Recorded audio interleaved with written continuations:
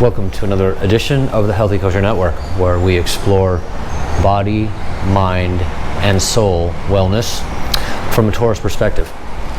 Today I'd like to talk about personal prayer, Hitbodedut, which Hitbodedut in Hebrew is commonly translated as personal prayer. Okay, well, let's delve into that a little bit, because meditation is also frequently thrown into this mix, and they're all related. The personal reflection, silent time, take an hour a day, optimally at least, and get quiet and speak out and cry out one's heart to Hashem. Well, crying out to Hashem, personal prayer, really isn't the same as synonymous with meditation. Meditation, as we know it, this is about clearing one's mind. I try, and different people use different devices or mentalities, or perspectives to try to clear one's mind, but it's really the absence of conscious thought. What we want to do, the optimal goal is to spend time with no thought, where we're conscious, but we're not having conscious thoughts, where we're really clearing our mind of all thoughts, and that's a difficult thing to do, but with practice, one can do 2 or 3 or 5 or 10 seconds at a time of actual absence of thought, and that's a discipline, and it's something that has to be practiced. Personal prayer also is a skill that needs to be practiced, I think, to do well, and certainly everyone on their own level. But crying out to Hashem in one's own words is really, I think, the classical Hebrew definition of Hitbodedut to translate into English, and give a little bit of elucidation to it. And meditation is frequently, again, included in Hitbodedut when we talk about it. And I suppose it belongs there in that conversation, but it's different. So I want to really distinguish between prayer and meditation. Personal prayer in one's own words, aside from Shemona Esrei, the Amidah, and all of the Pezukah de Zimra, reciting Tehillim, etc., is now, that's one thing. And then we're talking about personal prayer, talking to Hashem in the language that is most natural to a person, to myself or yourself. That's what I am separating from meditation.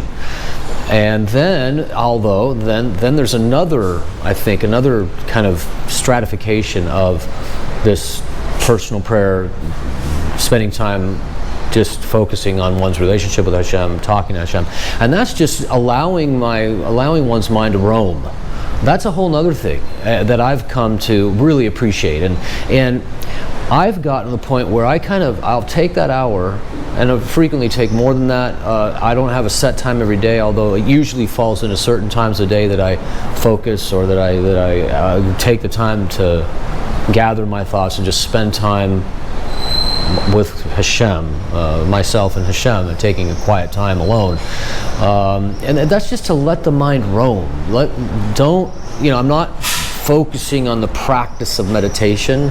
I'm not crying out to Hashem. I'm just allowing my mind to just kind of roam around and think about whatever it wants to think about. And that time has become just at least as valuable as meditation to me, and personal prayer, crying out to Hashem. And I do those things as well. And I also, what I want to say is, I allow myself the flexibility during that time of personal prayer, Hitbodedut, to do all of these 3 different categories of things: meditation, personal prayer, and just reflection. Let's call it reflection, personal reflection, where I'm just allowing thoughts about business and about my children, about my relationship with my wife, about anything, just to let the thoughts just come in and go out. And then there are times when I'm meditating, when I'm specifically meditating and trying to clear my thought, also those thoughts will come. Inevitably a thought comes and I try to dispel it. Usually they're single thoughts though, like some kind of like major concept that my mind wants to roam to will come during the times of Hitbodedut. During true meditation, when I'm really trying to clear my mind, and then a thought will come in and it will be crystallized and it will be there, and I'll have, and then I'll spend a little bit of time letting that thought go and clearing my mind again. So those are the three categories that I want to call out here and talk about, that I don't know are well talked about. That I haven't seen people, getting down to these categorizations, stratifications of personal prayer, Hitbodedut, meditation, and just personal reflection. And I think they're all perhaps even equally important, at least they are to me. And to let the mind, to let one's awareness, one's consciousness, to have the freedom to do that. And once we develop this internal dialogue, this dialogue with Hashem, it becomes more and more valuable, and it becomes more and more practiced, it becomes more and more available, it becomes more and more important. And it's just meant a huge difference in my life the more I do it and the longer I do it. And I hope that reflection and those thoughts, if they come to help you, wonderful. It certainly helped me to crystallize those concepts. I hope you come back to the Healthy Kosher Network for more thoughts on mental health, mental wellness, spiritual wellness, physical wellness, emotional wellness, because they all really go together, especially here on the Healthy Kosher Network.